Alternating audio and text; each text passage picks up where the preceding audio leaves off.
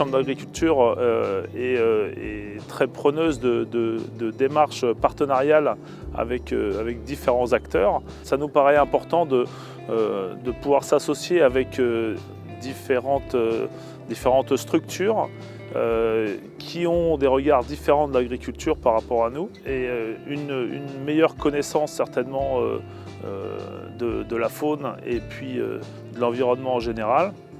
Nous, on est toutefois très attachés à ce qu'il reste toujours l'intérêt économique de l'agriculture qui sera synonyme de durabilité de l'agriculture et donc de conservation des milieux. La Chambre d'agriculture accompagne depuis 2016 un groupe d'agriculture de conservation d'une quinzaine d'agriculteurs. Ce travail sur l'agronomie est très important pour la vie dans le sol, que ce soit insectes ou vers de terre. Je travaille en agriculture de conservation dont le premier principe est une couverture permanente des sols. C'est-à-dire qu'on ne laisse jamais le sol à nu. C'est ce qu'on peut voir derrière moi. Le deuxième grand principe de l'agriculture de conservation, c'est de ne pas travailler le sol. Donc l'idée, c'est d'avoir un sol qui est le plus naturel possible. On ne le bouleverse pas. Et donc toute la vie naturelle du sol reprend le dessus, que ce soit en termes de vers de terre, mais aussi tout ce qu'on appelle, nous, les insectes auxiliaires, qui aident à la fertilité du sol. Et derrière, la petite faune de plaine en profite largement. En termes économiques, d'abord, oui, c'est source d'économie. À partir du moment où on ne travaille plus le sol, on a moins de charges de mécanisation, on dépense beaucoup moins de gasoil. Moi, j'ai divisé quasiment par 2 ma consommation annuelle de gasoil, ce qui est quand même pas une petite économie. En termes de technique culturale, c'est clairement des chantiers beaucoup plus simples, puisqu'en fait, on sème la couverture végétale, que ce soit des bandes de rupture ou d'autres couverts, directement après la moisson. Et ensuite, on ne revient plus qu'une seule fois au moment du semis de la culture cible, où là, on va semer directement, à travers la couverture végétale, la culture cible. En hiver, on essaie en général d'avoir des couverts pluriespèces. Alors, souvent, on met un peu de facélie parce que la facélie est une plante qui est très couvrante. En plus, c'est une plante pivot donc qui permet d'améliorer la structure.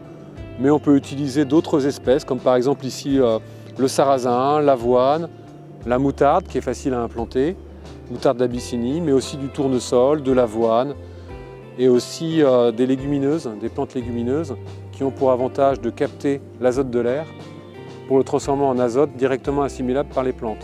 Donc là, vous avez par exemple du fenugrec qui est implanté. Et là, le rôle de ces légumineuses est de redonner ensuite à la culture cible de l'azote. Moi, je suis sur une ferme de plaine où les haies ont disparu depuis très longtemps. Et donc, on a très très peu, par exemple, de perdreaux ou de faisans. Et nous, cette année, je ne vais pas dire qu'on est envahi, ce serait un peu prétentieux, mais on a quand même beaucoup de compagnies. On a plusieurs compagnies. On a beaucoup de faisans aussi. Et ça date d'il y a 4-5 ans et ça correspond à peu près à la période où on s'est mis à faire des bandes de rupture et on est passé en agriculture de conservation. Le maïs, oui, en bande de rupture, c'est ce qu'on fait. Donc c'est des bandes qui font entre 12 et 16 mètres pour tenir. En fait, elles remplacent les haies qui n'existent plus. C'est des bandes de maïs qui sont semées au mois de mai et qu'on ne récolte pas. Donc pendant tout l'hiver, on a cette présence de maïs dans la plaine. Et ça sert de protection aux animaux et ils peuvent aussi trouver de la nourriture. Et c'est des bandes qu'on ne récolte pas et c'est vrai que le maïs, c'est assez simple à implanter. Pour la mise en place de ces aménagements, on est aidé par la Chambre d'agriculture d'un côté, mais également par la Fédération des chasseurs. Alors la Chambre d'agriculture, on a un très bon appui technique, notamment dans le choix des couverts par exemple. Et par la Fédération des chasseurs, ça va même plus loin puisqu'on touche une subvention à l'hectare pour ces aménagements. Ça peut motiver certains quant à la mise en place de ces aménagements. La Fédération des chasseurs du Calvados s'est investie depuis à peu près 6 ans, de manière très intense sur le petit gibier, puisqu'effectivement c'est un mode de chasse qui nous paraît essentiel dans notre département. Donc on a la chance dans le département d'avoir une zone de plaine non négligeable, c'est la plaine de Caen, là où nous sommes actuellement. Et nous avons mis des actions intéressantes sur effectivement d'abord un repeuplement relativement important de populations de perdrix et de faisans de souches relativement intéressantes, les plus proches du milieu naturel. Nous avons mis cela déjà en place dans un premier temps.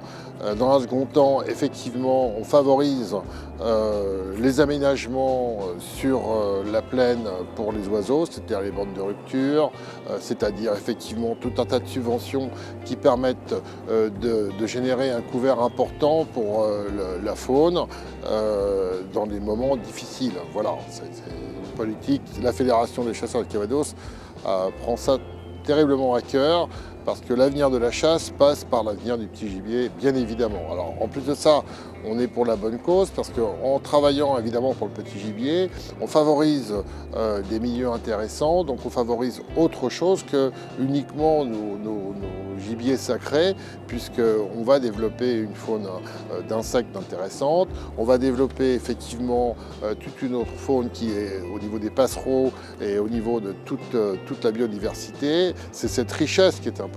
Donc ça, coup de chance, et heureusement les choses sont bien faites, ça intéresse notre gibier de plaine. Donc indirectement, on travaille pour la collectivité.